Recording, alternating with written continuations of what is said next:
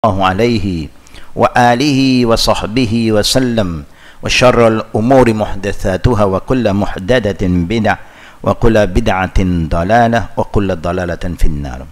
السلام عليكم ورحمة الله وبركاته. Inshallah, to all sisters and brothers, let's begin our day with the morning dua. Bismillahirrahmanirrahim. Alhamdulillahi Rabbil Alameen. Allahumma salli ala Muhammad wa ala ali Muhammad kama sallaita ala Ibrahim wa ala ali Ibrahim innaka hamidun majid.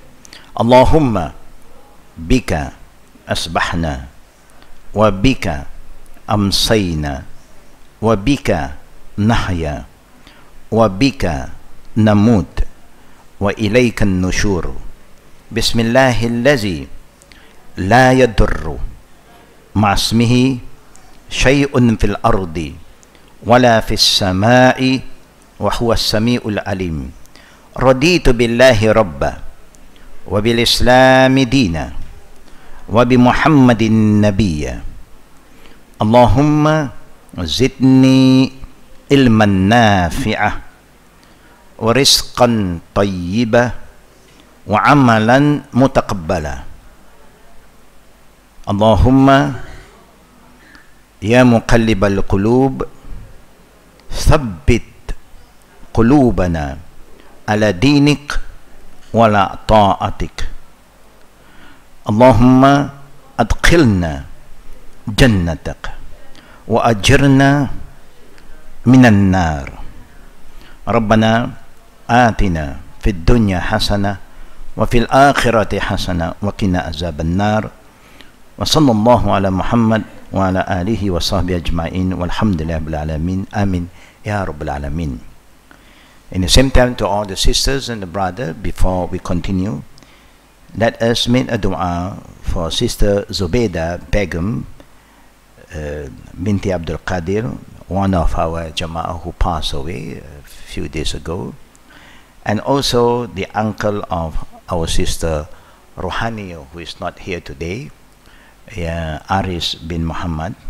And in the same time, we also pray for Sister Mashila binti Muhammad, who is going for an operation soon. May Allah make it easy for her, inshallah. I will guide you in the prayer for the arwah first. Bismillahirrahmanirrahim. Alhamdulillahi Rabbil Alameen. Allahumma salli ala Muhammad wa ala ali Muhammad kama sallaita ala Ibrahim wa ala ali Ibrahim innaka hamidun majid. Allahumma ighfir lahuma warhamhuma wa afihima wa'fu anhuma wa akrim nuzulahuma wa wasi' mudkhalahuma waghsilhuma bilma'i والثلج والبرد ونقيهما من الخطايا كما ينقى الثوب الأبيض من الدنس. اللهم أبدلهما دارا خيرا من دارهما وأهلا خيرا من أهلهما. اللهم أدخلهما جنتك وأجرهما من عذاب القبر وعذاب النار. يا حي يا قيوم برحمتك نستغيث. ربنا آتنا في الدنيا حسنة وفي الآخرة حسنة وقنا عذاب النار والحمد لله رب العالمين. Firstly, on behalf of our brothers, for those who are new to us, just to give you some idea about how this class started and why the sister is in front, the brother suddenly behind. We are worried people will relate us with some kind of movement, the liberal Muslim and so on, where the sister become imam and the brother become a ma'mum. No, this is not like this, because this class actually started only for sisters. So later on, their husband, some of them, is following up, alhamdulillah. So that's why they were behind, because they came very, very late. Alaikum salam. But what is important in Islam, only when you are praying, the woman cannot be an imam. Yeah, always the man must be an imam. Why? Only Allah knows. That's why Allah never appoint a female prophets. He only select all the male prophets who is going to lead the ummah, who have to go out and face the people. Yeah, so men normally have more freedom to move around compared with women. Islam is not here to put the woman as a second-class citizen, but the woman have a very important role to play for the building of the future ummah.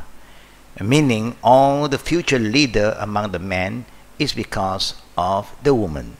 Is because of the upbringing of their mother, who give them all the good guidance, who reinforce all the good value in the children, and the children become good leaders.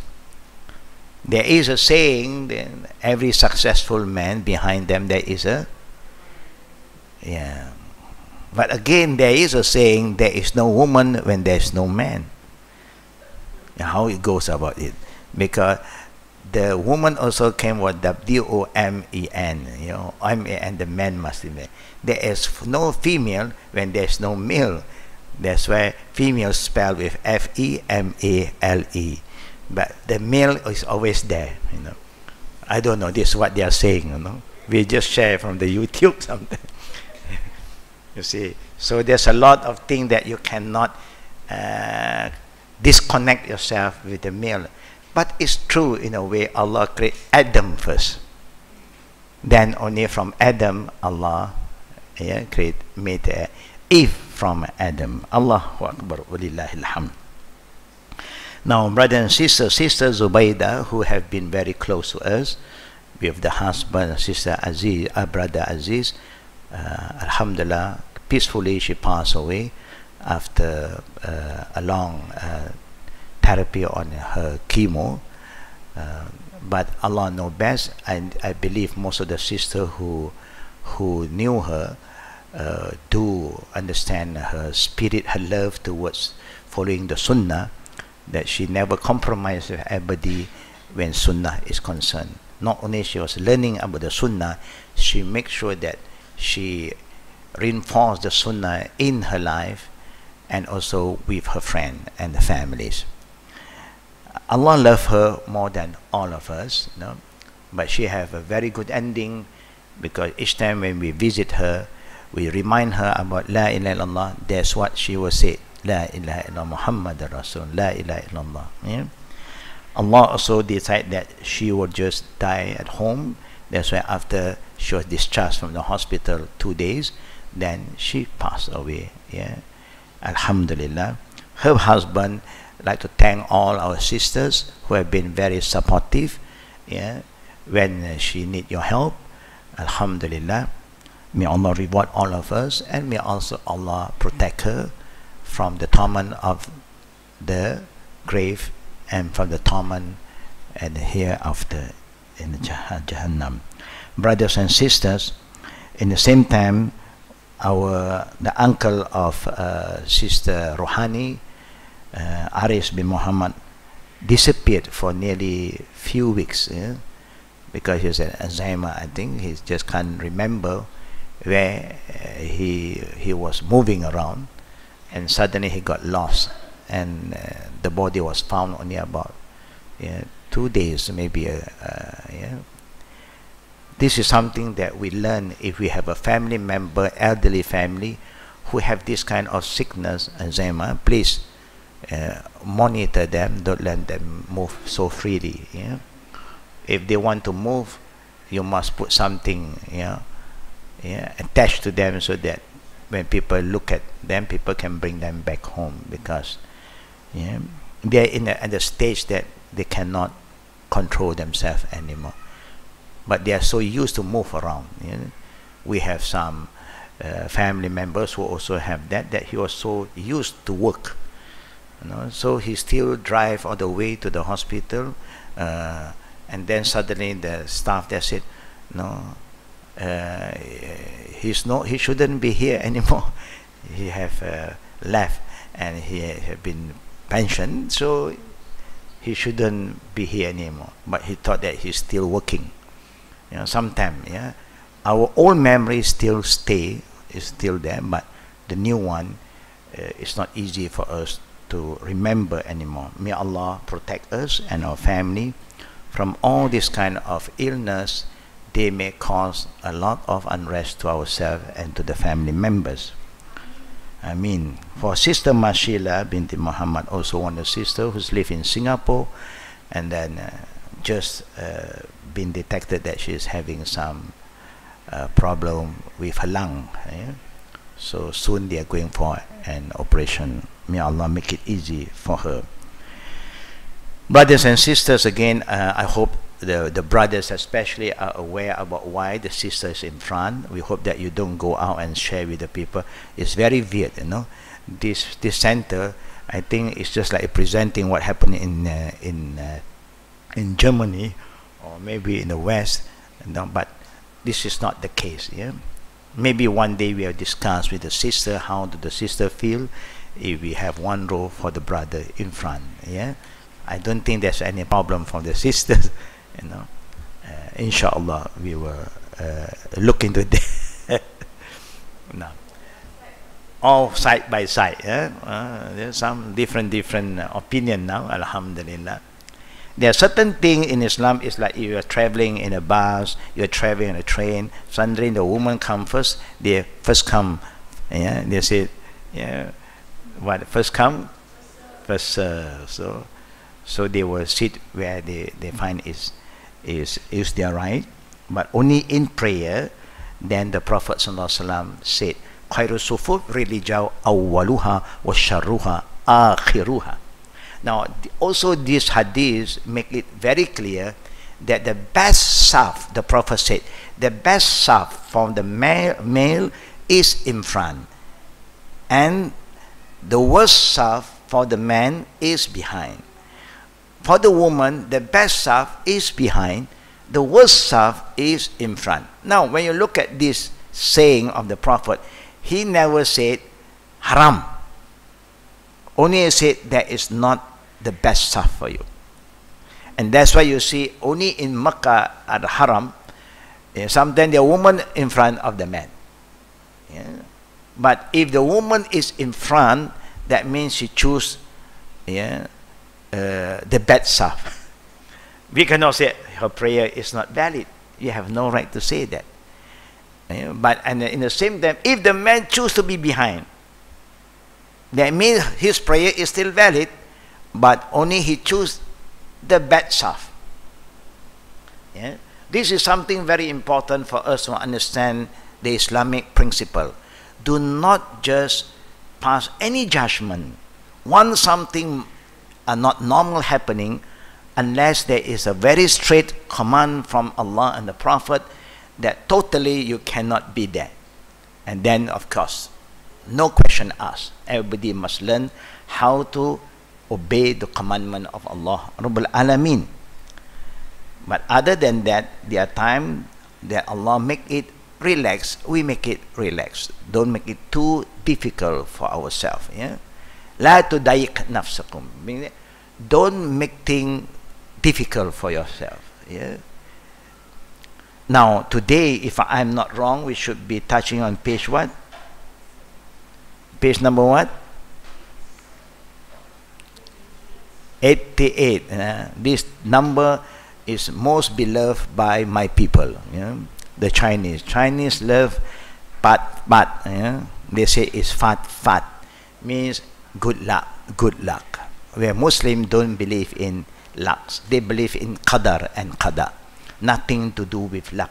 It's about qadar. If Allah said this is going to happen, it's going to happen. Nothing to do with lucky day, unlucky day. This is not our terms. This is term used by people who don't believe in qada and qadar. Just like what happened, if something happened on this earth, maybe earthquake, flooded and so on, you cannot say natural disaster. Muslim don't use this term. Nothing happened without the will and the power of Allah. La hawla wa la quwwata illa billah. When something happened, we say qadarullah wa ma sha'a fa'al. We don't want that to happen, but Allah want it to happen. Nobody can say no. It's Allah's qadar.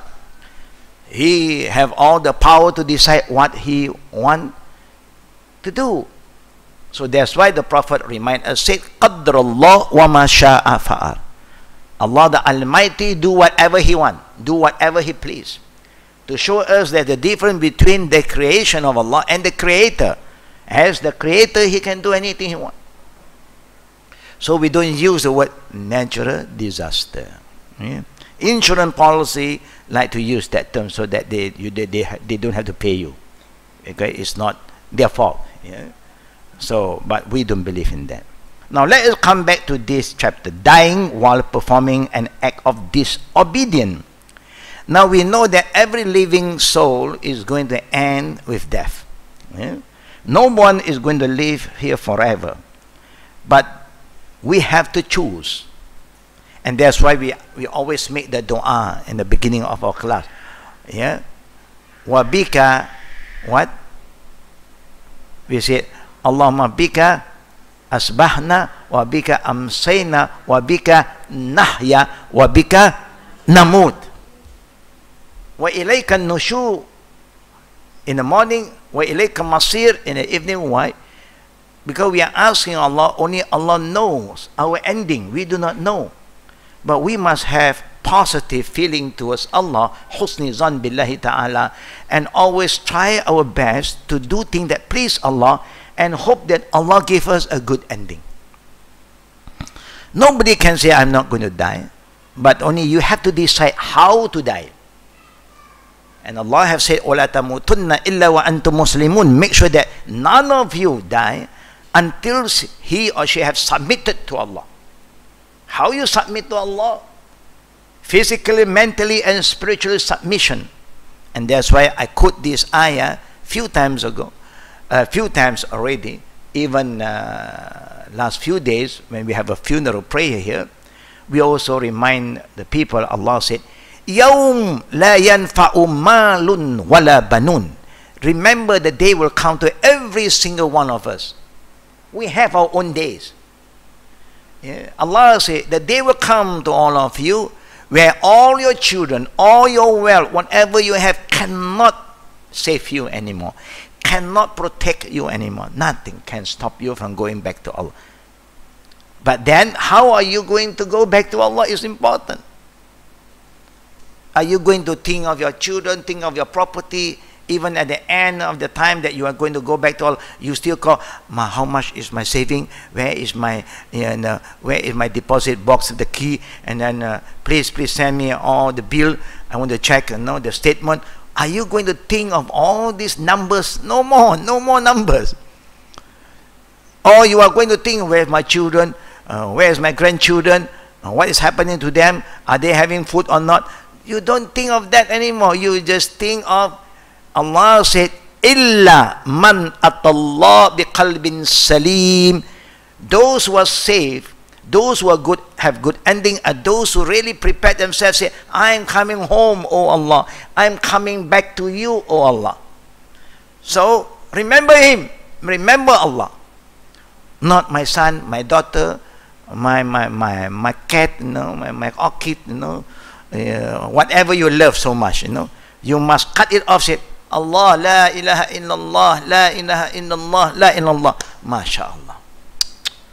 MashaAllah. That is the best ending. An ending that the Prophet guaranteed us Jannah. Man akhir kalamihi biqawli la ilaha illallah, dakhala Jannah. The Prophet said, whoever can end this life with la ilaha illallah, Jannah is yours. Dying while performing an act of disobedience.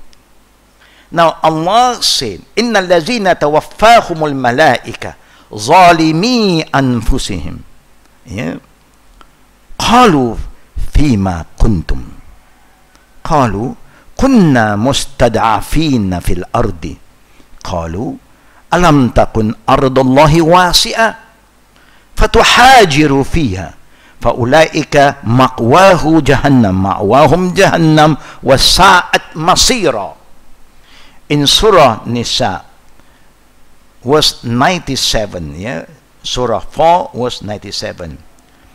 Verily, as for those whom the angel take in death, that means when the angel come to you, yeah, when the time for you to go back to Allah, you have people who are still busy doing bad things.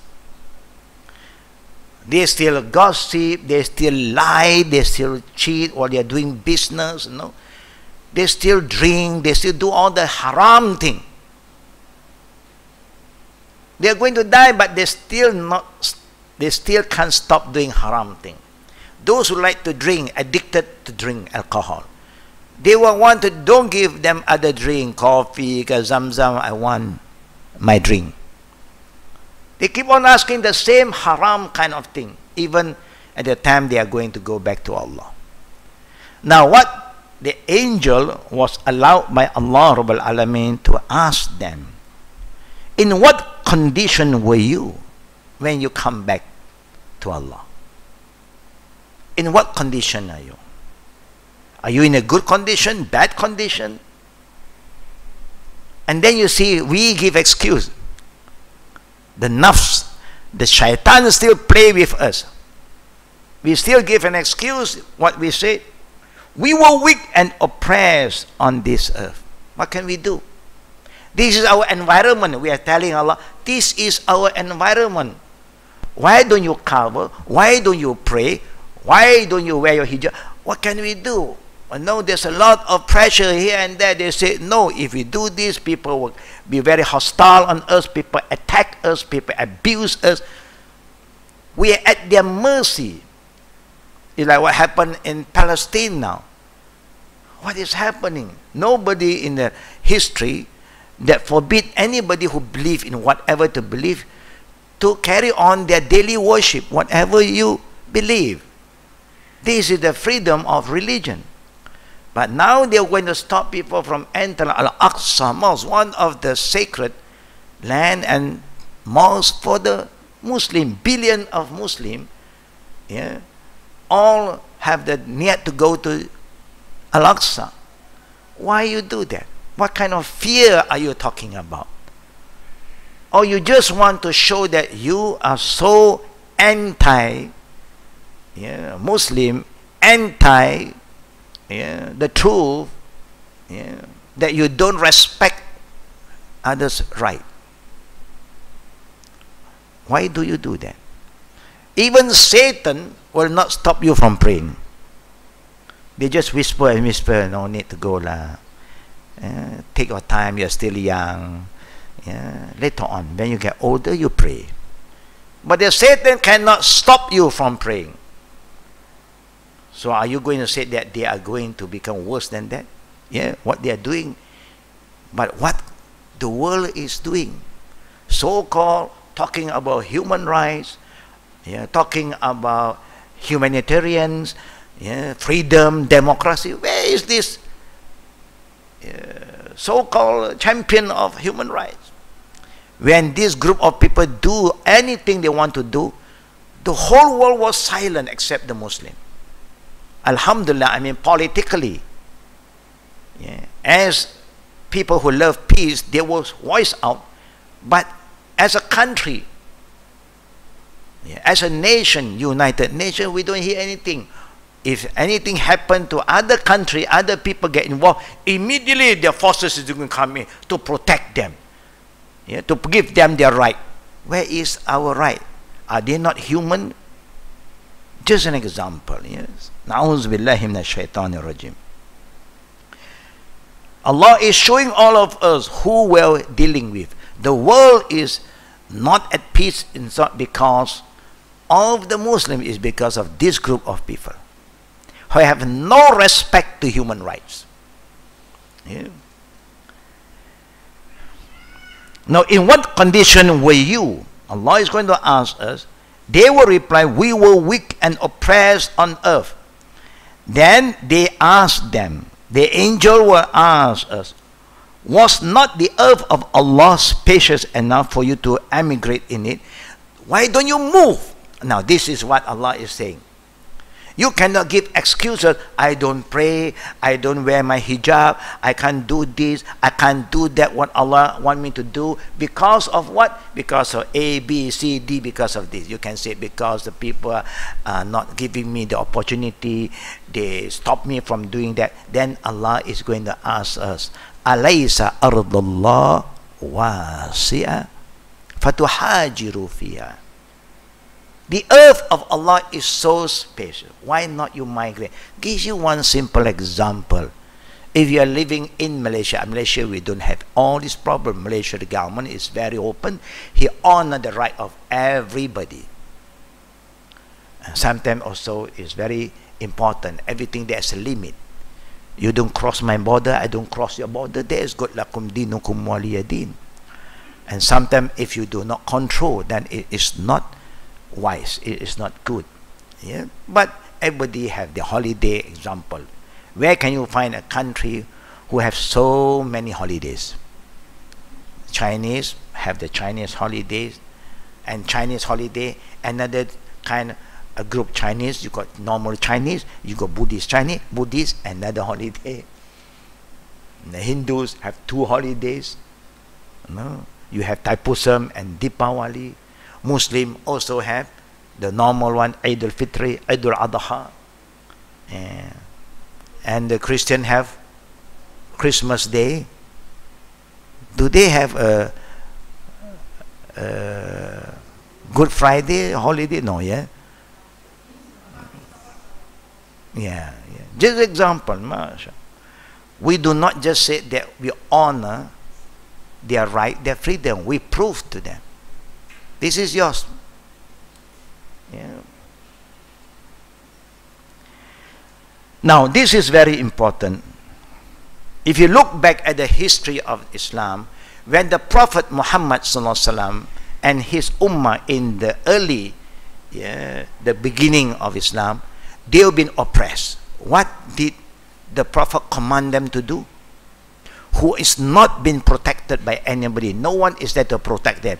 At least our Prophet was protected by his uncle Abu Talib, because he was the leader at that time. But the other group of people, where no one is protecting them, what did Allah and the Prophet want them to do? Can you remember? Migrate to Abyssinia. They have to migrate to a more peaceful environment.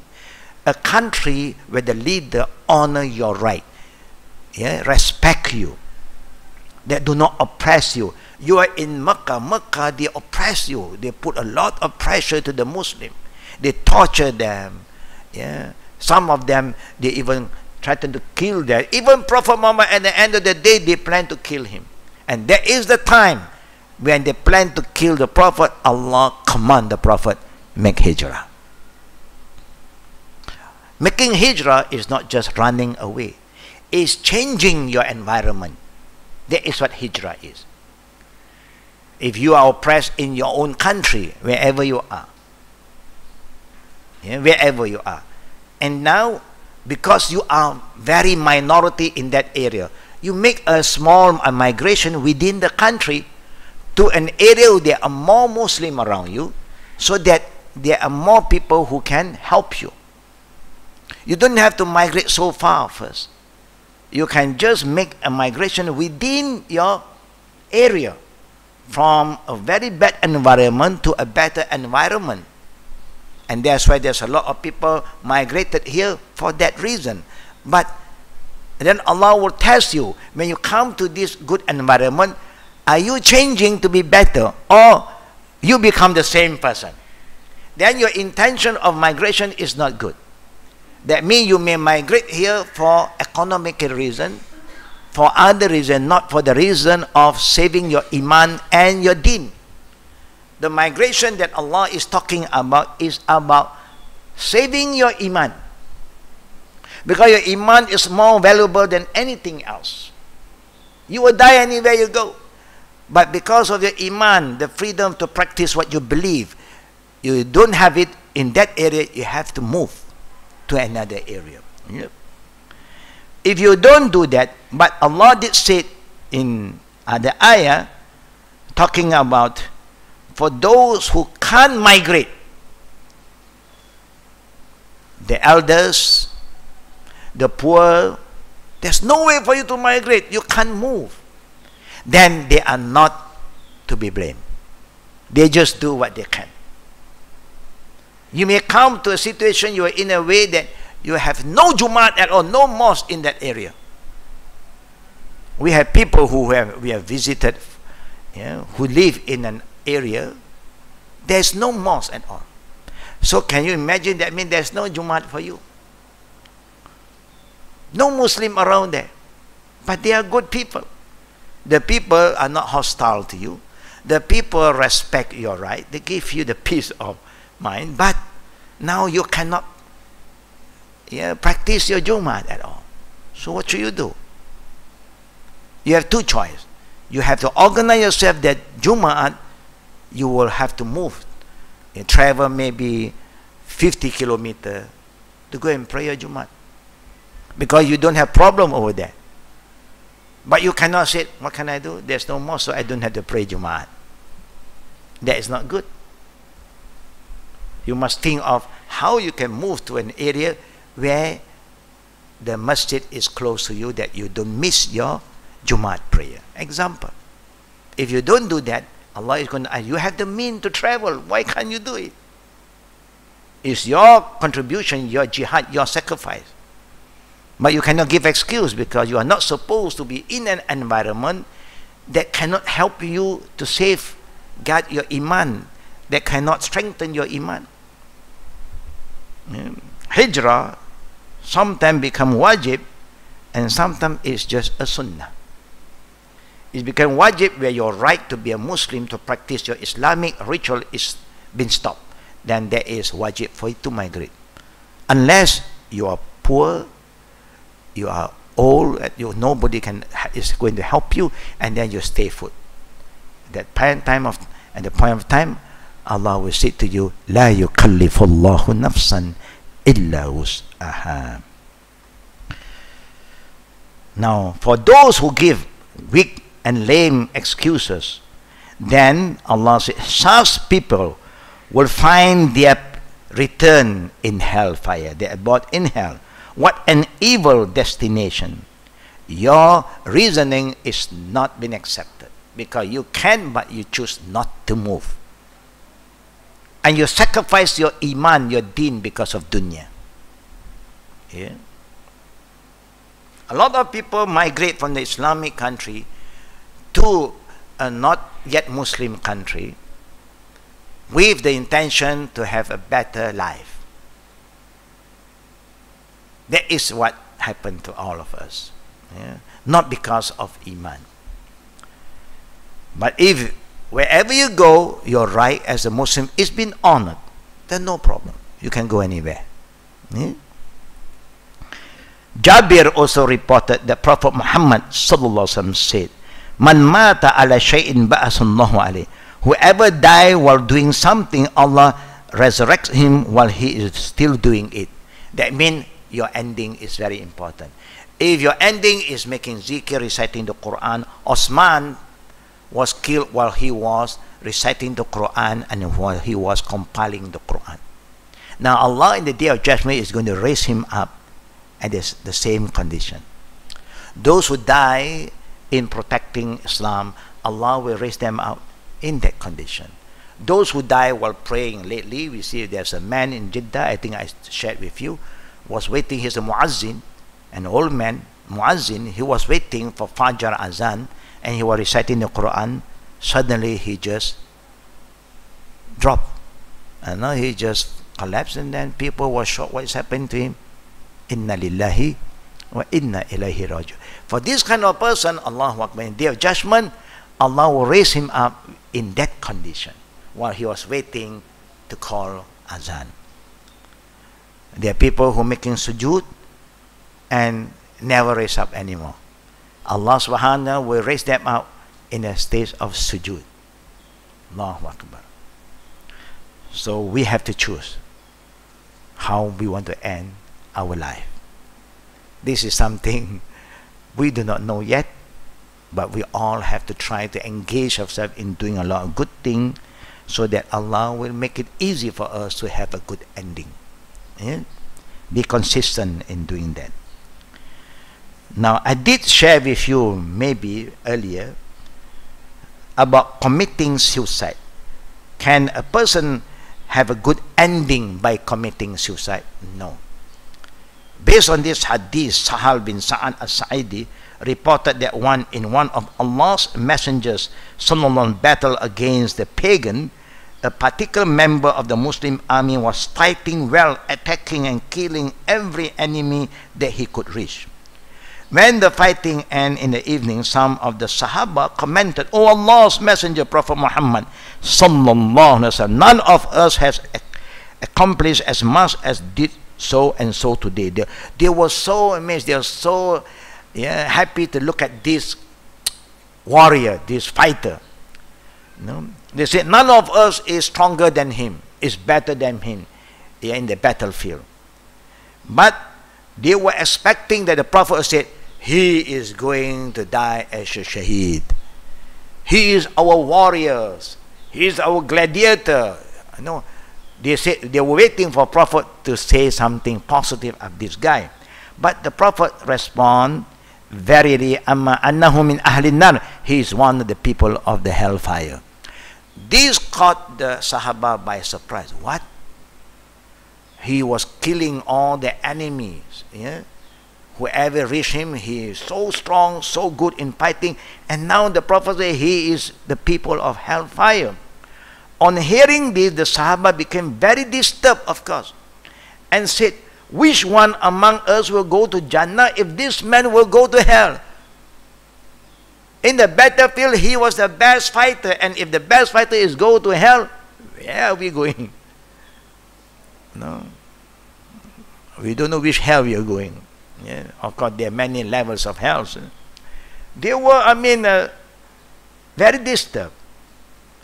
And one of them decided to watch that man closely on the following days, meaning when there's another battle. The Sahabi followed the man and saw him get wounded, after which the man killed himself by putting the point of his sword between his breast and dragging himself until he was on top of it, causing it to come out from between his shoulder. Then he killed himself. He just can't take the pain. He was wounded. He said, that's the best thing for me to do. Now I'm wounded, I just kill myself. Can we kill ourselves? No. Your life is sacred. It's a gift from Allah. You die when Allah said so. But Allah allowed him to die. And you can say that. Allah allowed him to commit suicide. No. Allah did not want you to commit suicide. He has said, وَلَا تَقْتُلُ النَّفْسَ الَّتِي حَرَّمَ اللَّهُ. Don't ever kill yourself. He made it very clear. But if you choose to kill yourself, then you will be responsible for your ending. And the Prophet have made it very clear, whoever kill themselves with whatever things, drinking poison, maybe you just jump from a high building, and the day of judgment, Allah will send you to hell, and Allah prepared the same kind of thing that is waiting for you to keep on killing you. If you use a sword, Allah prepared the sword, and the sword will keep on poking you, and then you die. Allah will give you life back, and then He gives you back the sword, and you start stab yourself again, and you die. Allah will give you life again, and that is what you are going through. Because you want to have that kind of ending.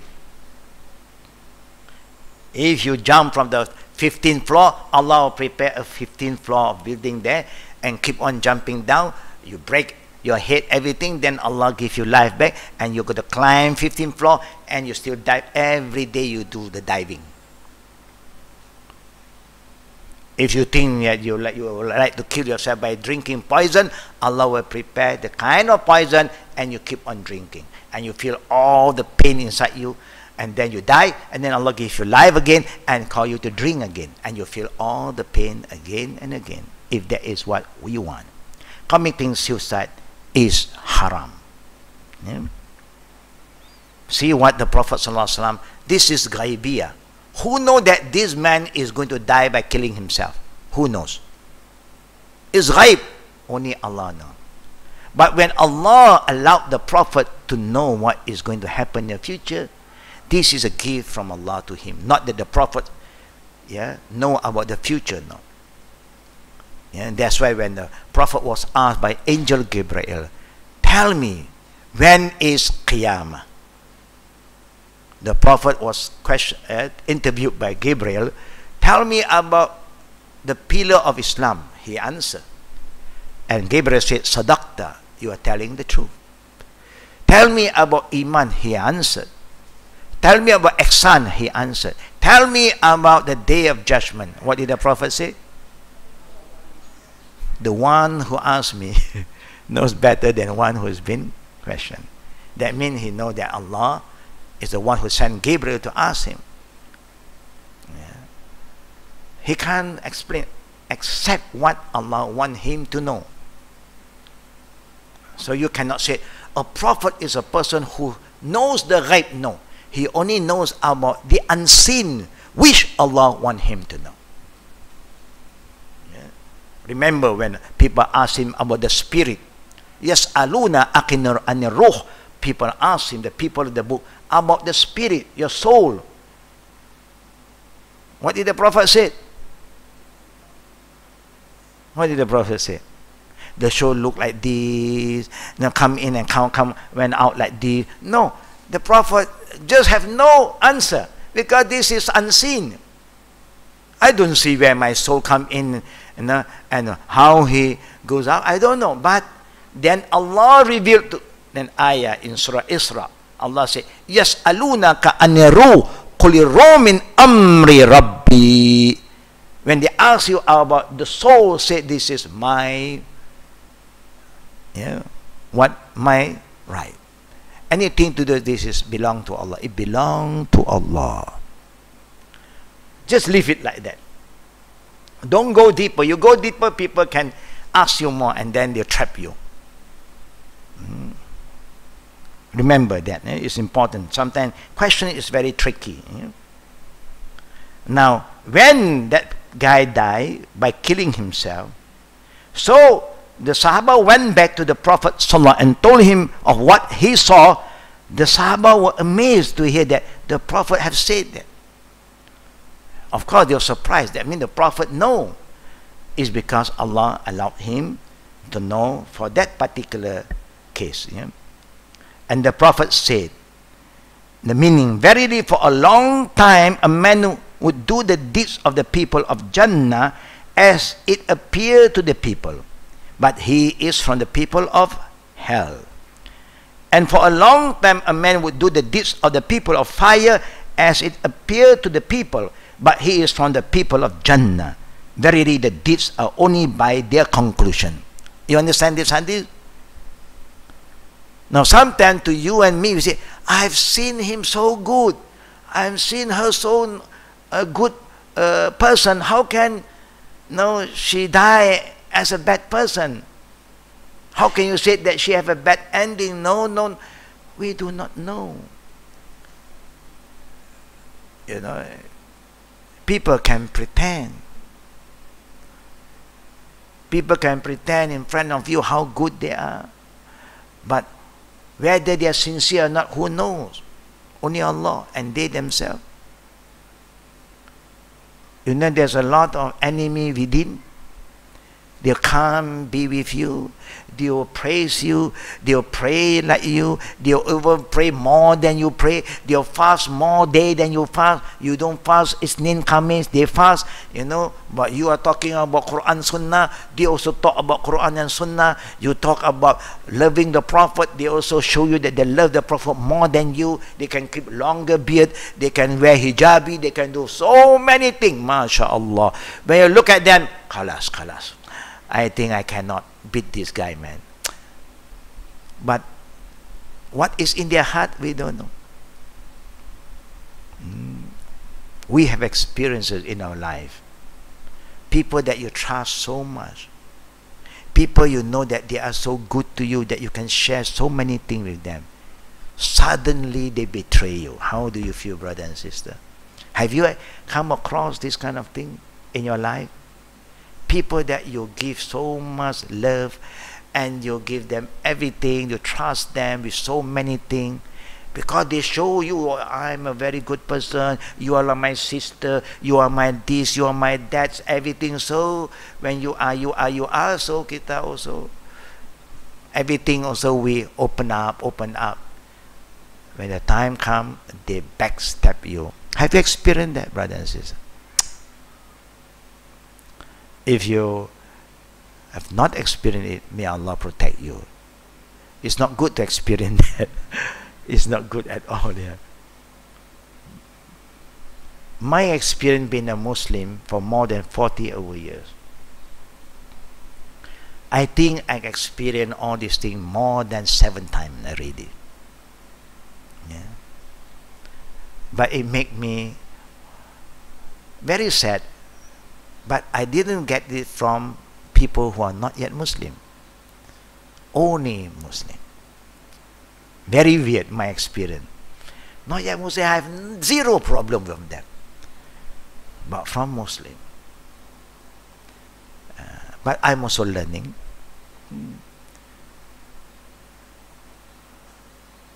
Sometimes it's good to make you more alert, you know.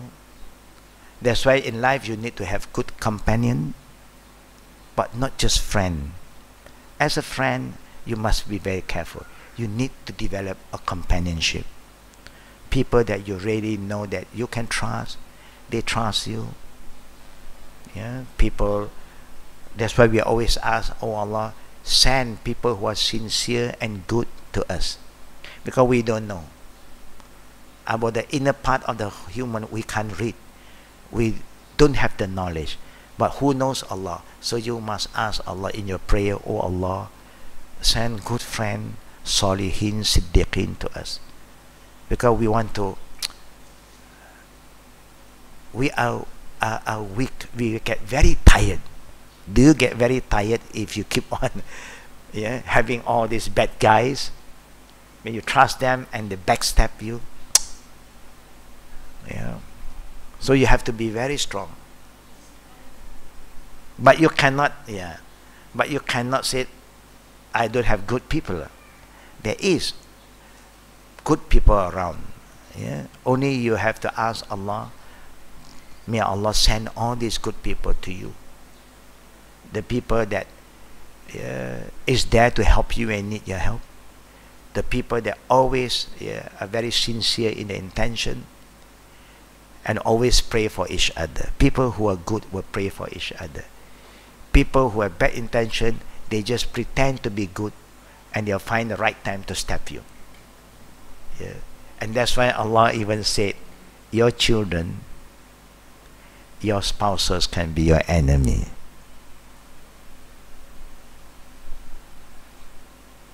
Your children and your spouses can be your enemy. How can that be? We don't know. Well, we keep on asking, may Allah protect us. Because who is closer to you than your children? One day your children come to say, Dad, don't call me to pray. And maybe they'll sabotage you from behind. Yeah, they'll talk bad about you behind your back to other people. You may have your own weaknesses at home, and now that weaknesses is being exposed by your children. Don't trust my father. He's not that kind of man. What are you going to say? You see? What happened to Noah alayhi salam? One of the messenger of Allah. Why that he was calling his people day and night to come back to Allah, and he have the less followers.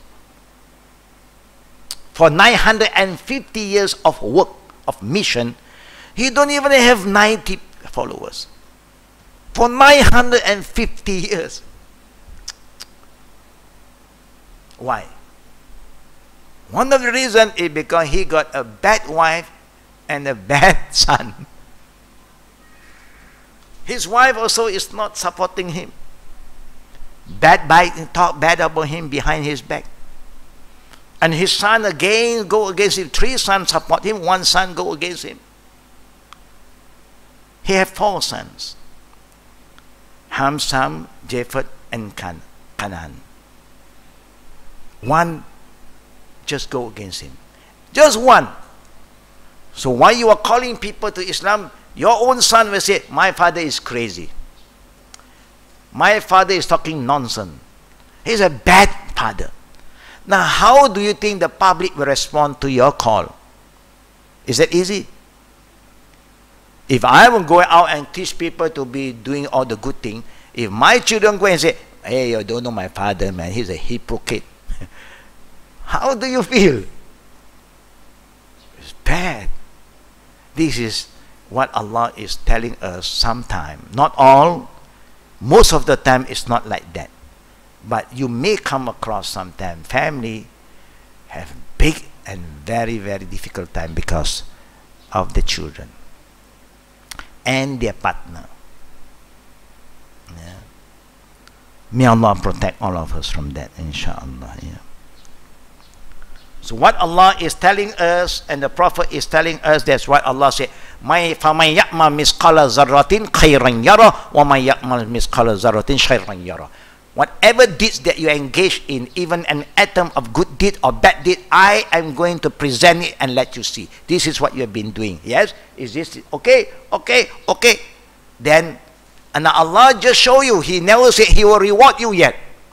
I will show you what you have done. So that you don't say, oh Allah, you forget my good deed. You talk about my bad deed, how about my good deed? Oh, no, no, no, no. See, this is your good deeds. A, B, C, D, until Z. I know. But are you doing this for me? Immediately you know what we'll say. Yes, oh Allah, I'm doing for your sake. Lillahi ta'ala. We still want to lie. And you know that you cannot lie to Allah. That's why Allah responds, Kazzabta. You are a liar. When Allah said you are a liar in the day of judgment, khalas. Here you can say, I was forced to lie. And because one of my ustaz said to me, there is white lies, you know. There's a good lie. So I keep on lying, because if there's a good lie, doing good, you'll be rewarded. No. This is just an example. Yeah? Be careful, brothers and sisters. When you sense that your children is starting to be very rebellious, starting to go against Allah's command, quickly, brother and sister, help them. Don't let it be, give them more time. Oh, you know, they are still young. Oh, don't force them. You can't do that. You don't have time. Don't let the thing get deeper and deeper, and then you say, I have to do so. Why do you do that? I've seen a lot of cases sometimes. You know, when I visit them, when I look at their family members, the way their children behave, na'uz billah. So we alert the parent. The parent said, no, we cannot push them. No, you have to give them time, give them space, you know. Slowly, okay. You must have a deadline in whatever you want to do. You must plan. How long do you want to excuse them for?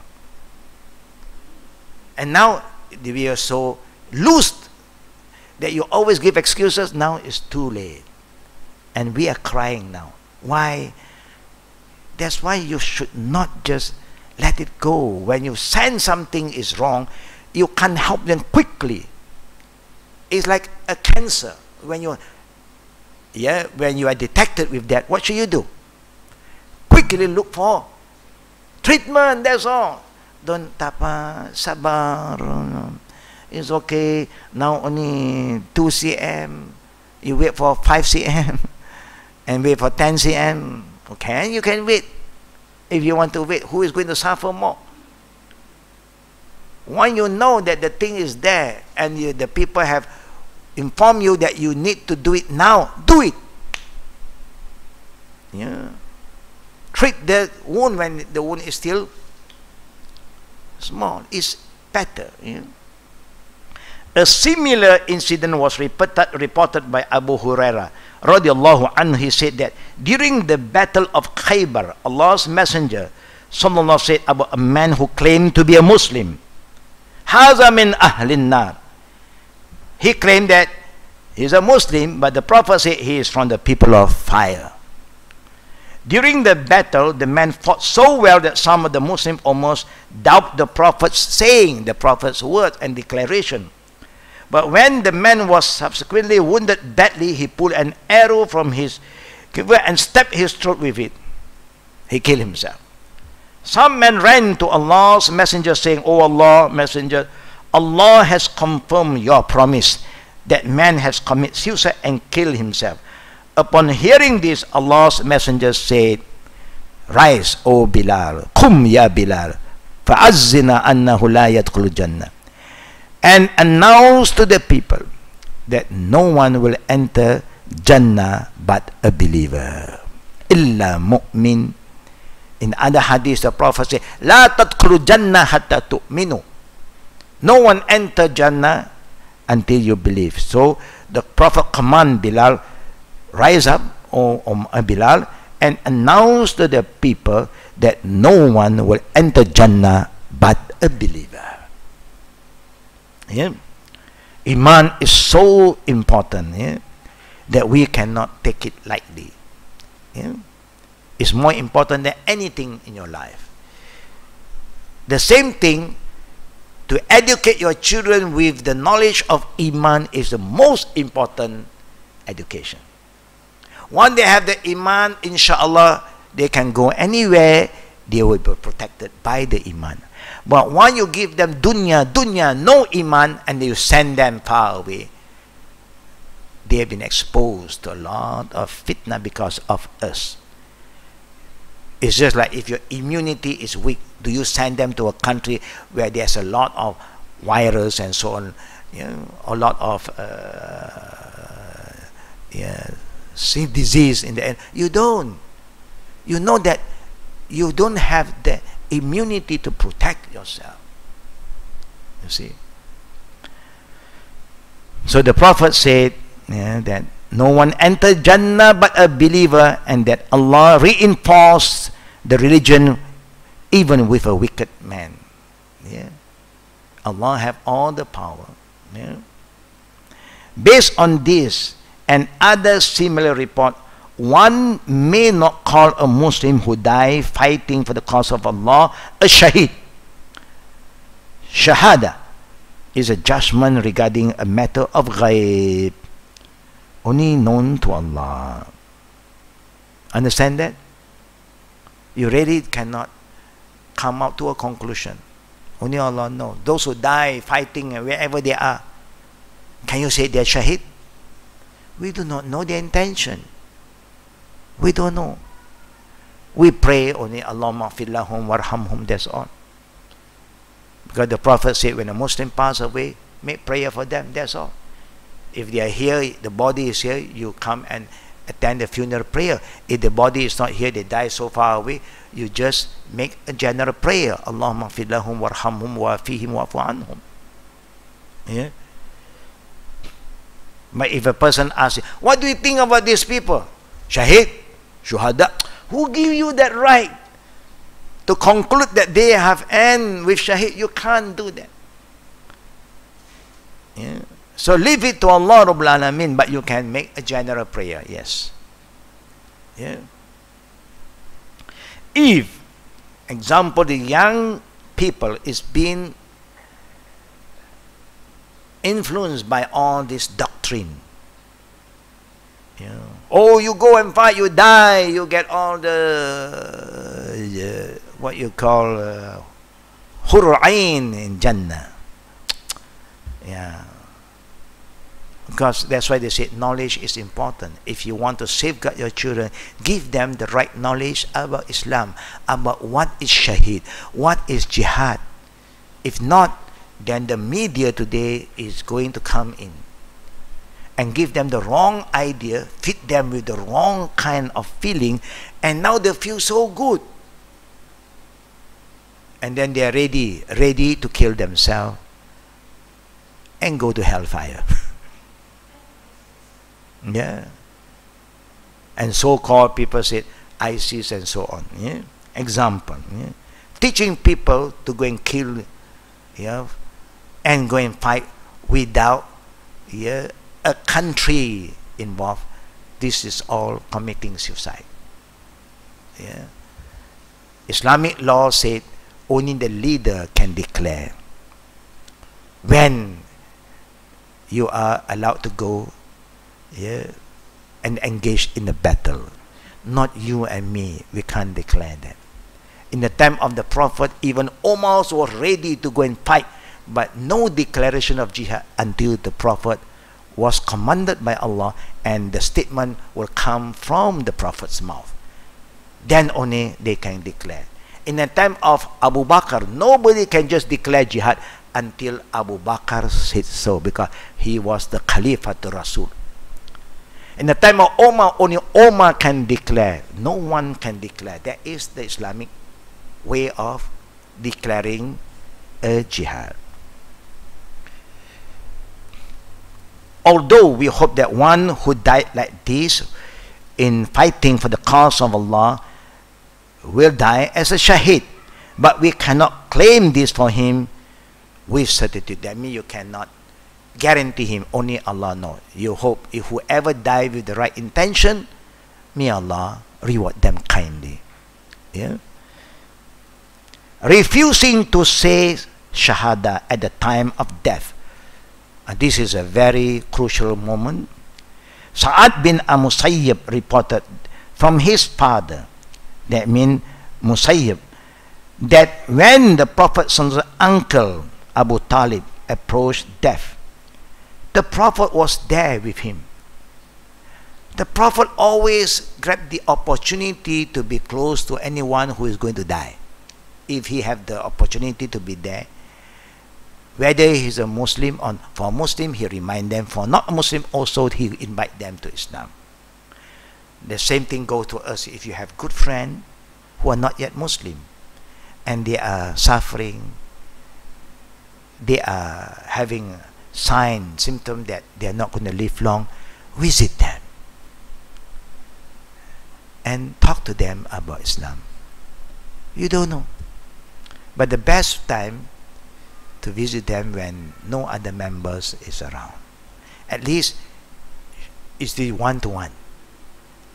No disturbance. No pressure. You cannot pressure them, of course. Yeah. I will show you at the end of this topic what happened with some friends. So the Prophet said to his uncle, Ya oh my uncle, قال قل لا إله إلا الله كلمة أشهد لك بها عند الله. Oh my uncle Abu Talib, just say La ilaha illallah. Just say La ilaha illallah. He memorized this because this is Arabic word. It's not a problem for Abu Talib to say La ilaha illallah. So easy. If you say that, the Prophet said, I will testify for you before Allah that you die with La ilaha illallah, that you are a believer. Even I may not have the right to arrange your burial, but I will testify in the day of judgment. Oh Allah, my uncle have recited La ilaha illallah. But he would not say it. Why? Fearing to displease the disbeliever who were present. He got other brothers and close friends who was around. So he is also under pressure. Look at Muhammad. Look at other friends. Perhaps the last thing he said before death was, I am upon the faith of Abdul Muttalib, my father, who was not a believer too.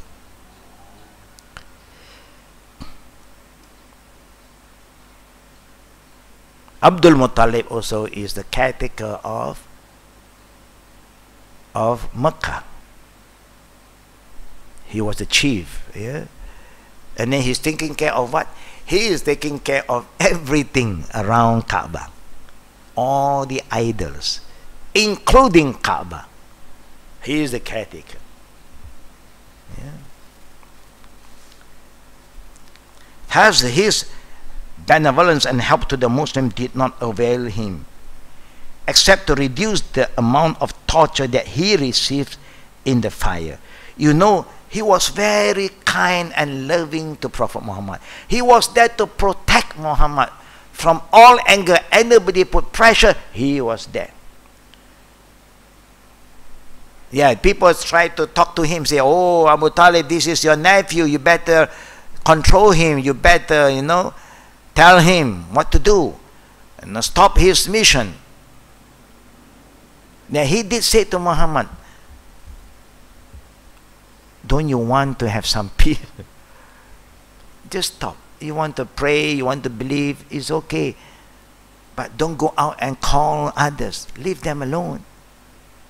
The Prophet said, no, this is not my, this is not what I want. This is what Allah wants me to do. And I am His messenger. I'm here just to invite. I do not force them. I don't want any kind of reward from them. They can keep whatever, what they want, what belong to them, belong to them. I'm not here to get anything out from them. I don't want their wealth. I don't want their authority. I just want them to accept Allah. Is that so difficult? Yeah,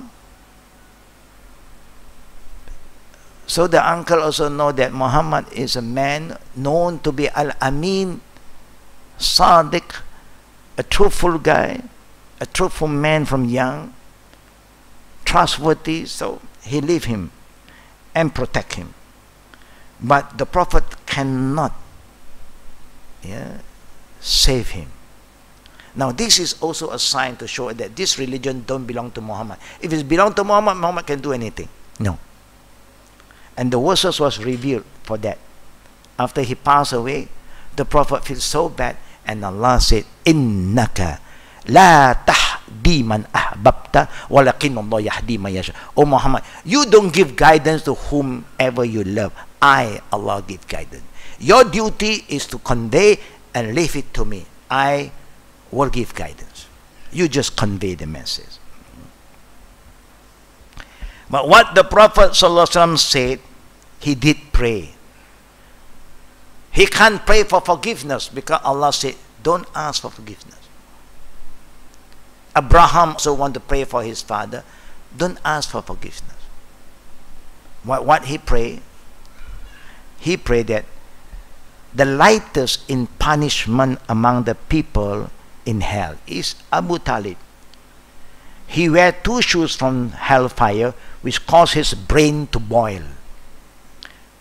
That is the punishment for Abu Talib.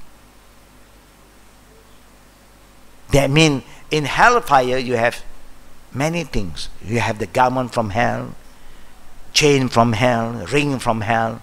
You remember the Prophet did say to his wife and also to his daughter Fatima. When Fatima came back and wear a gold necklace, gold ring, he said, he turned his face away. And Fatima was shocked. My father is so loving.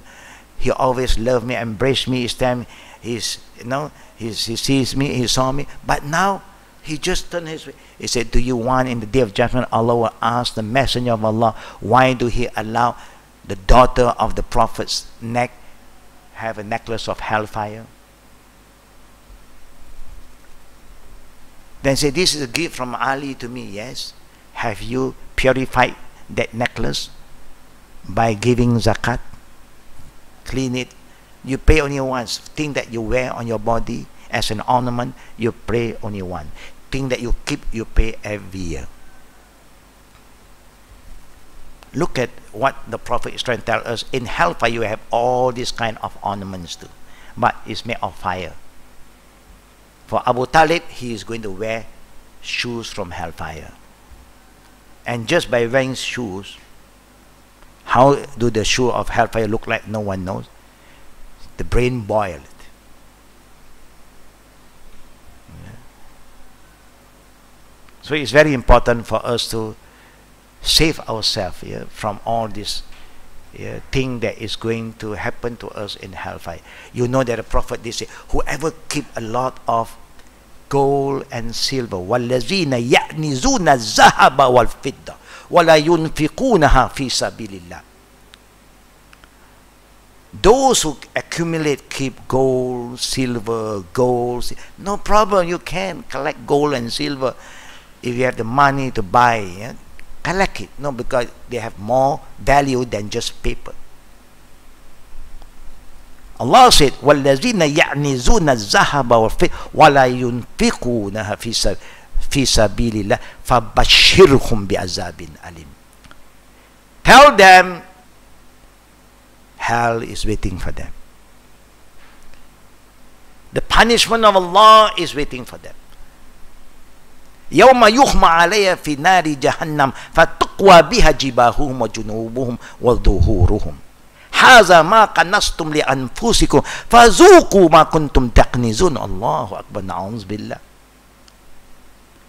In the day of judgment, Allah will gather all your property, your wealth, the gold and silver you hide here, you keep here and no one knows, from Switzerland, from where, Allah collect everything. You think Allah do not know where you keep? You can't escape from Allah. He will collect everything and show it to you. Is this yours? Of course. It's something that you love so much. Good. And you did not purify by giving zakat and for protecting the deen of Allah, fi sabilillah. Okay, it's yours, confirm. Now Allah said, be a iron. You know iron? That iron your garment, your abaya, and your hijab, all your clothes that you're wearing, you have to iron it. It look nice, It is going to turn into iron. It's not Philip, it's not Sony, it's Allah's, the iron from hellfire. How is the voltage? Not 110, not 240, only Allah knows the voltage. And now Allah will say to this iron that it was turned from the gold and silver you collected, now iron your face, you are the owner, stand here, He will iron you. Iron your back and also your side. Taste it. This is yours. Taste it now.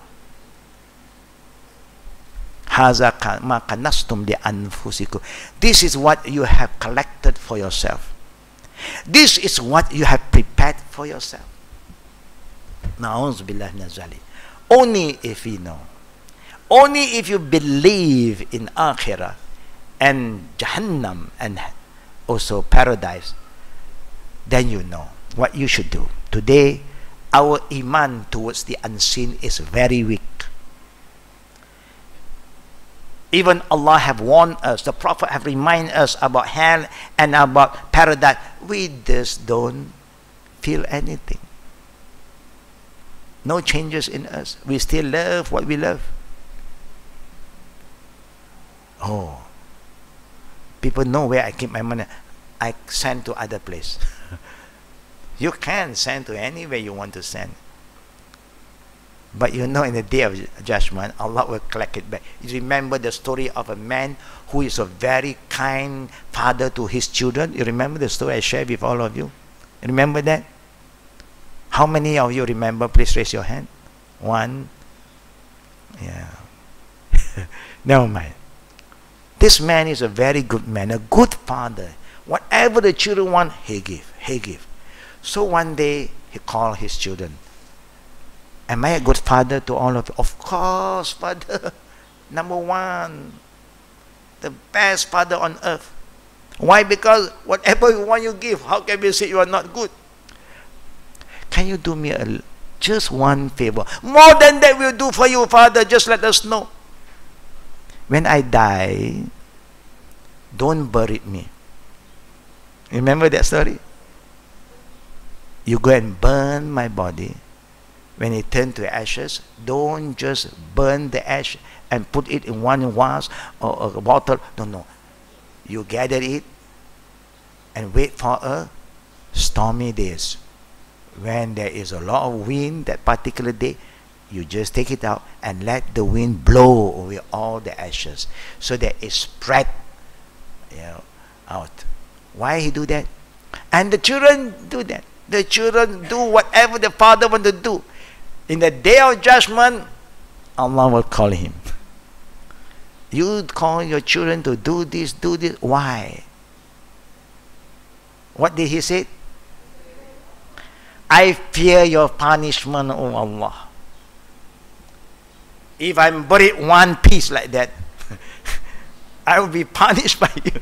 So I have my own thinking. My rational said, if I turn into ashes and now the wind had blown all this, no, that means there's no body. My body is not there, so I will not feel and get the punishment. I'm free from punishment. You know what happened in the day of judgment? The Prophet was saying about this. Allah smiled at him. He had a very good feeling because his fear towards hellfire was so strong, so real. He believed in hellfire. That's why he said this to his children. I know, man, hellfire is true, man.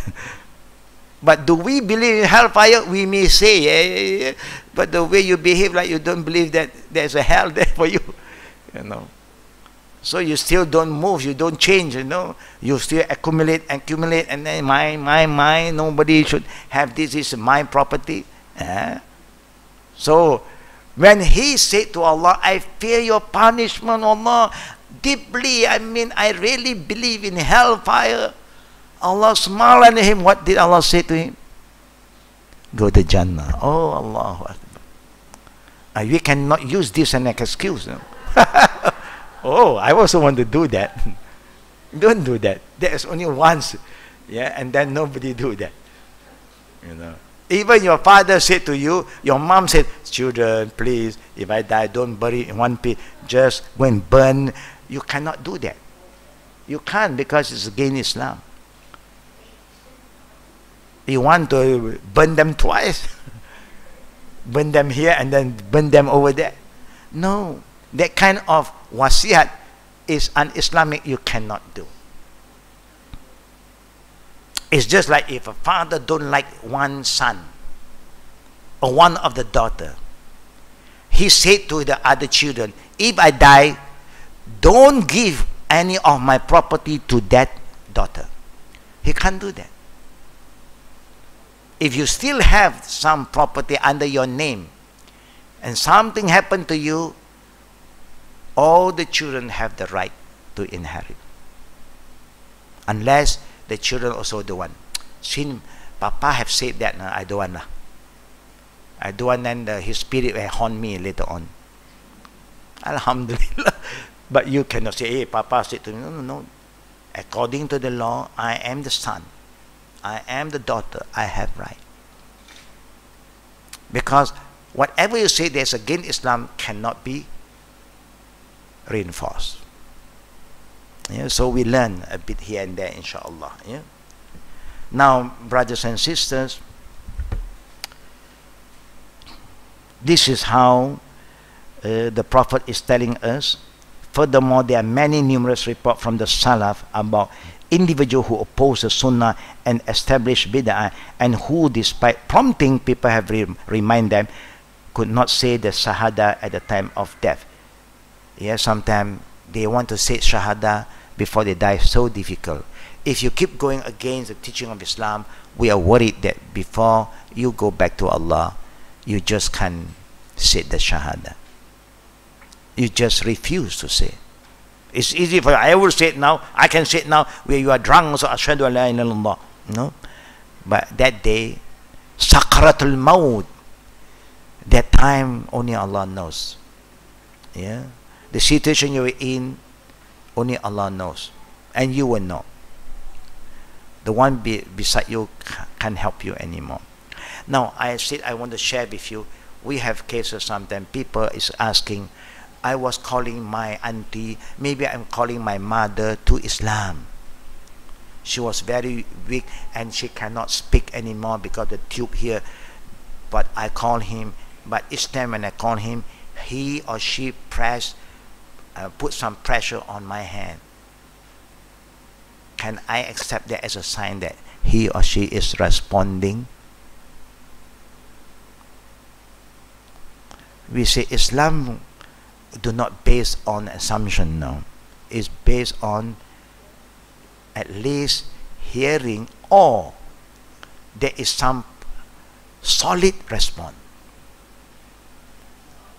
That's why solid response, you remember when you make shahada, you always say ashhadu an la ilaha. You raise your finger. At least there's one sign.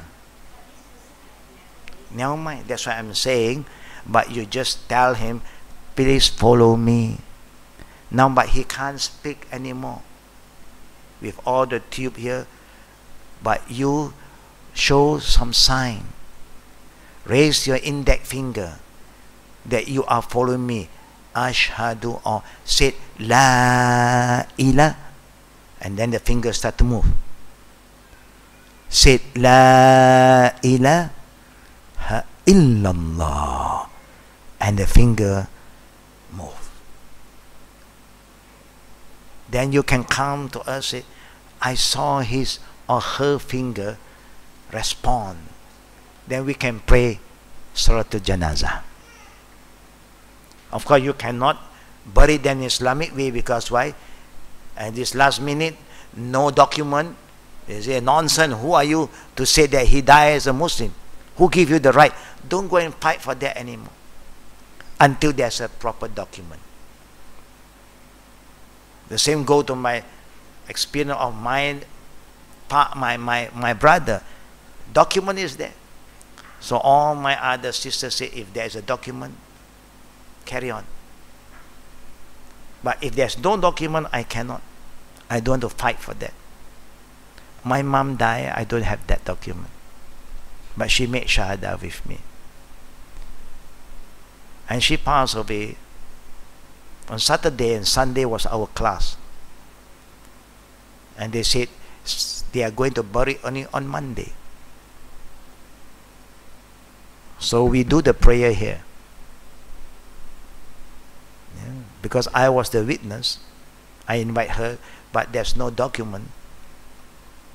So I don't fight. But I went back after that. Alhamdulillah, maybe 6 or 7 cars of our Jama'ah follow us to visit my mother's funeral for at Ipoh. Yeah? I mean, there they have their own ceremony, of course, because my sister is a practicing Christian. Then all other sisters also came home. I was sitting with them. I talked to them. No, I have to do something for mom. I have to pray for her, because she makes shahada with me. She's already a Muslim. They said, how she become Muslim? They thought that you must have baptized her again, you know, and do all the ceremony. No. As long as she responds to La ilaha illallah Muhammad, then she's a Muslim. And she have followed me to recite that. My sibling, alhamdulillah, we have been very close to each other. They say, brother, if it's how you feel, you just do what you must do. But since we don't have any document, and all the other family members with their group is doing their own prayer, we don't mess up the funeral. And they were sent to the Christian cemetery to be buried. So we do what we can. Yeah, this is something that we must learn, but you cannot just say, I think he or she have responded because he put some pressure on my hand. No. You cannot, based on a weak kind of signal. You must have yaqeen. Yeah, so the best thing, the sign is to say La. That's why we were taught, when you say La ilallah, raise up your finger, so that you are signaling now one God, Allah. But if just like this, put pressure, maybe he's telling you don't don't worry about me, you know, leave me alone. You don't know. And when there's a sign, then you may say that based on that sign, a clear sign, the sign of one, I think she have responded. May Allah make it easy for all of us who are here today. Make us have the right understanding, and also make us prepare to move, to migrate, to change. Yeah, inshallah. If there's any question, Faddal, we open for Q&A. Fatafaddal.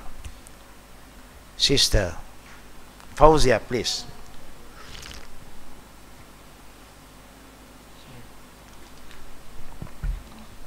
Assalamualaikum, Ustaz.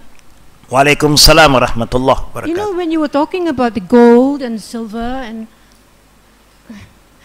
that sort of thing, jewelry and all that, what about other things that's not made of gold or silver, like leather, like handbags, you know, expensive handbags costing thousands of ringgit, like Birkin or something like that, you know? Yeah. Do you pay zakat on them? Do you think this kind of thing that you just mentioned have value if you want to sell it back? Yes, they do, yeah. Wow. Not the same value, but at least, you know. Yeah. Anything that is valuable, yeah, then that is your property. Everything that's not valuable is just at the beginning you pay so much, but there's no value. So that is gone. Islam never stopped you from enjoying all the delights in this world. If Allah gives you the wealth, you want to stay in the 5-star, 10-star hotel, go. You want to fly with a private jet, go. That is your right if you have the wealth. But in the same time, you do what you must do. Purify your income. Purify, then you can enjoy your life in this world, nothing wrong. But remember, if you have all the money to spend for this, spend for that, but when come to zakat, you start to be calculative, you know. Then it's up to you. You know, all this kind of thing actually is a test from Allah. Yeah. Anything that is valuable. Okay, like in particular, in the time of the Prophet, all the valuable thing is in the form of gold and silver. That's why gold and silver is being known, and it is all mentioned gold and silver. Okay, nowadays is accessories, women's accessories, correct, like handbags, Birkin. I'm mentioning Birkin because it costs thousands of ringgit. Do you pay once? Anything that you use, it's not for you to keep, for you to use. Yeah, you pay once. It's for the person. I give you use. one simple example, easier way out. Now this year, this is so much that you have with you. You purify, clean it with zakat. Okay? Yeah. Now, whatever you have for this year is yours now. Because you have purified with the zakat. Okay? Yeah. You got it clear? Yes. Good. Now this money that is left with you is yours, because you have given out what belonged to others. Now you buy your things now. You don't have to pay, you have paid already. You see? You have paid already. This is yours, and how you want to use is up to you. So you can just pay once and then don't Yes, pay again. of course. I mean, even though you don't use it again, it's still there. I mean, you have like 50 bags, you know. Oh.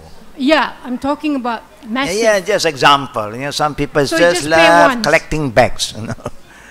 Yeah. So if you have the means to collect all these bags in the form of money, I mean, it have value, then you pay. I'm sorry, Ustaz, it's not me. I'm talking about. I know. About other people. I know. Then you have to.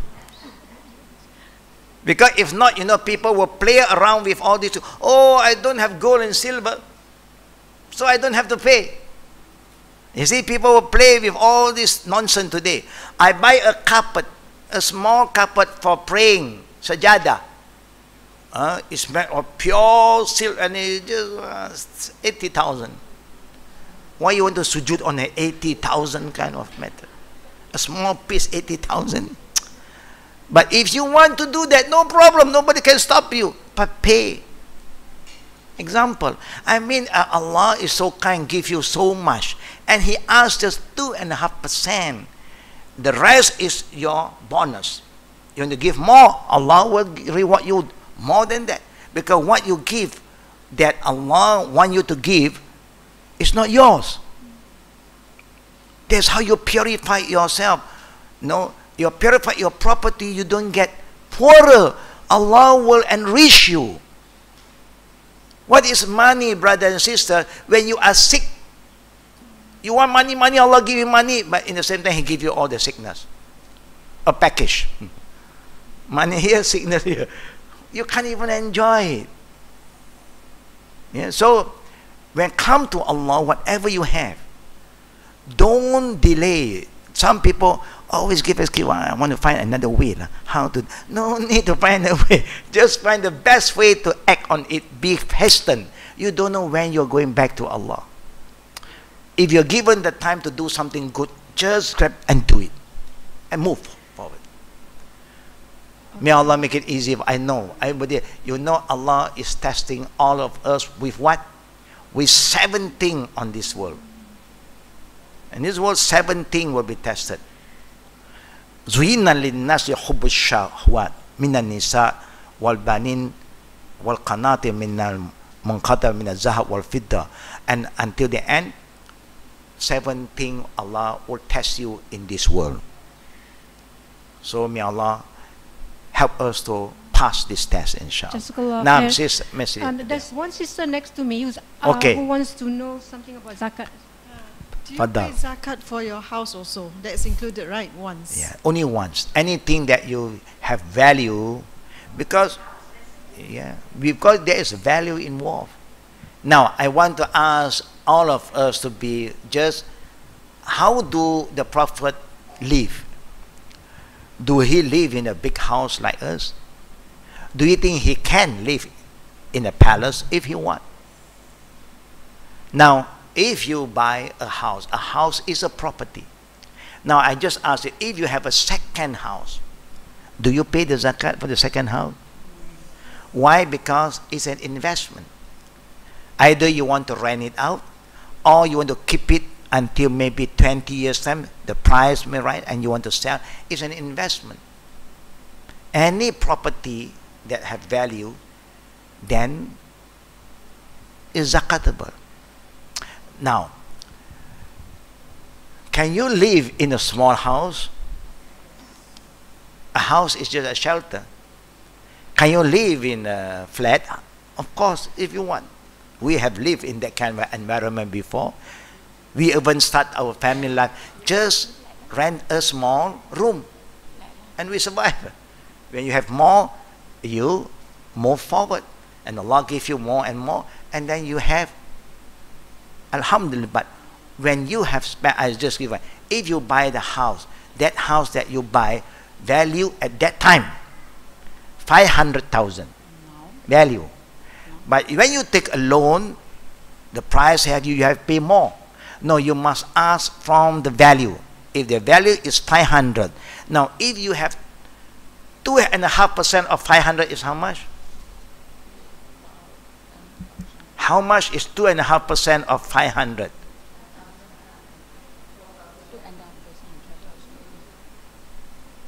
Say whatever you have said is true. If you have that money, no, 12,000 plus you have, and you know the value of the house is 500,000. At the point of time when you buy that, you just take this 12,000. This is the zakat for my house. That is yours. Finished. Now, when after 10 years you may want to sell and go, that is you're risky. You pay once, only thing that you use for yourself. You only pay once. In the time of the Prophet, when the lifestyle is very different. You want another house, no problem. You build a tent beside. There's another house again. You want an extension room, another tent. Because the world, the earth is so vast, and nobody want to exploit the city at that time. This is your wrong. Build whatever you want to build, you build. So there's less tax. Today, so many things. Yeah? But anyhow, in general, whatever that got value, that you are using for your own use, you are staying there, you pay once. Close the check. How you can, then you can do anything you want. But if you have extra to buy another house, you can buy. It's an investment, but you must pay. That one you must pay because it is an investment. This one is for you to use. Now, in the time of the Prophet, do they pay zakat from horses, camel, cows? Yes. If you have so much, you got to give one or two. Now, we don't have camel now. Camel is there, but we don't rare camel. What do we have? Cars. No. We have series of cars. 1, 2, 3, 4. And anytime the new one we want to buy, you can. That is your right to enjoy the delight that Allah prepared for you. And I say, hey, there's no zakat for car, man. I will just use the money to buy more cars. But there is money. Why not you just be fair to yourself? And Allah have given you so much. Why are you trying to run away? Just give. If you want a car, sport car, Ferrari, like Batman car, buy. But how much you pay? 2.5%. If you're using 2.5%, call us. Wait. Yeah. If you have paid the money, the zakat, and then later on you want to, the rest is your money now, you want to go and change, you can change, no problem. Because you have paid earlier already. Yeah, because you're using for yourself only once. It's like renovation. You want to renovate, you can renovate. No problem. Miss Leah, you were asking something just now? Yes. That the 7 things, can you translate in English, please? You said Pardon? The 7 things you were mentioning about the delights of the dunya, or the nafsu or whatever of the dunya that we have. The 7 things just now you said. The 7 things about this world. The 7 things. Yeah. In English, we don't understand Arabic. Okay. You know, it's in the ayah. If I'm not wrong, you can get in Surah Al-Ma'idah. Yeah. زُيِّنَّ لِلنَّاسِ حُبُّ الشَّهْوَةِ مِنَ النِّسَاءِ وَالْبَنِينَ, children, and then وَالْقَنَاطِرِ مِنْ ذَهَبْ وَالْفِضَّةِ, and then gold, silver, and also involve your, what you see, the cattle, those who have farms and so on. Yeah. I'll come back to you all later on that, inshallah. Yeah. So, brothers and sisters, may Allah bless us, may Allah guide us again, and forgive us from our weaknesses, and may Allah protect us from further fitna in life. Yeah. So please try our level best, to always prepare ourselves for the good ending. Yeah. And Allah help those who help themselves, inshallah. Subhanakallahumma bihamdik, ashhadu an la ilaha illa anta, astaghfiruka wa atubu ilayk. Assalamu alaikum wa rahmatullah wa barakatuh. Yeah, I will let you know.